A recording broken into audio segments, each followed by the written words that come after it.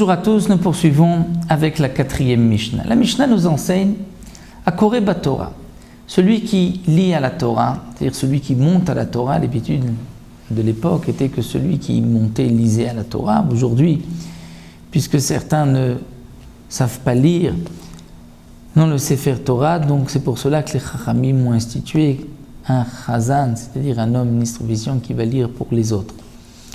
À Koreh Batorah, celui qui lit dans la Torah, Lo Yifrot Mishlosha Psukim, il ne lira pas moins que 3 versets. À l'époque, on avait l'habitude de traduire les versets de la Torah, étant donné que les Bnei Israël, après l'exil de Babel, avaient oublié le Lashon HaKodesh, l'hébreu de la Torah, ils ne comprenaient que l'araméen, donc on traduisait les versets de la Torah au moment de la lecture de la Torah. Pour cela, Lo yikra la meturgeman yoter mi pasuk echad. On ne lisait pas au traducteur plus qu'un pasuk. Le traducteur devait donc traduire verset après verset, ce qui était plus facile pour lui, ainsi il n'allait pas se tromper puisqu'il devait traduire par cœur, donc il pouvait ainsi se rappeler le verset et le traduire immédiatement. Au Banavi, mais lorsqu'on lit les prophètes, donc la Haftara, même si on la traduit, là on peut traduire Shlosha, donc lire au Meturgeman 3 psukim qu'il va ensuite traduire, parce que, comme l'explique le Barthénora dans le Navi, qu'il n'y a pas de halachot, même si le Meturgeman se trompe, il ne risque pas d'y avoir quelque chose de grave, une ora'a, une décision, une halacha mal comprise. Donc c'est pour cela que le Navi, on peut même lire 3 versets et le Meturgeman ensuite, le traducteur, les traduira. Dans le cas où Ayush Loshtam Shalosh Parashiot, où les 3 versets forment 3 sujets différents. Alors Korim Echad Echad, là même dans les Nevi'im, on lira Pasuk après Pasuk. On a la possibilité, Medalgim Banavi, c'est-à-dire de sauter d'un prophète à un autre, de sauter des versets lorsqu'il s'agit de Nevi'im, mais pas En Medalgim Batorah. Dans les versets de la Torah, on ne va pas sauter, on doit suivre l'ordre de la Torah.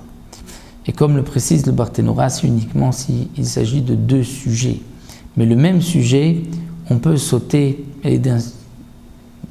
dans le même sujet d'un verset à un autre, puisqu'on le voit aussi que le Kohen Gadol, le jour de Yom Kippourim, lisait 2 parachiotes différentes, mais qui étaient du même sujet. Atkama ou Medaleg, lorsque donc on pouvait sauter donc dans les Nevi'im ou dans les psukim de la Torah, lorsqu'il s'agit du même sujet, jusqu'à combien on peut sauter, combien de versets? Dire le temps que le Meturgeman prend pour traduire les versets qu'on lui a lus, afin qu'il n'y ait pas un moment de silence. Ce n'est pas l'honneur de Tzibour, de la communauté. Donc on peut sauter, mais à condition que le Meturgeman soit toujours en train de traduire. Donc dès qu'il termine de traduire, immédiatement on reprend un autre passouk. Donc une Mishnah assez facile.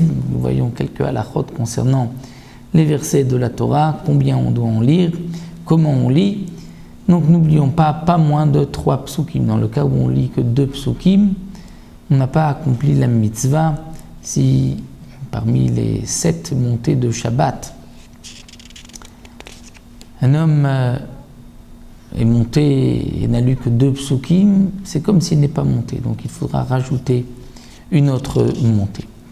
Voilà, nous arrêtons là, on poursuivra avec l'énigme de la Haftara, l'importance de la Haftara dans la 5e Mishnah.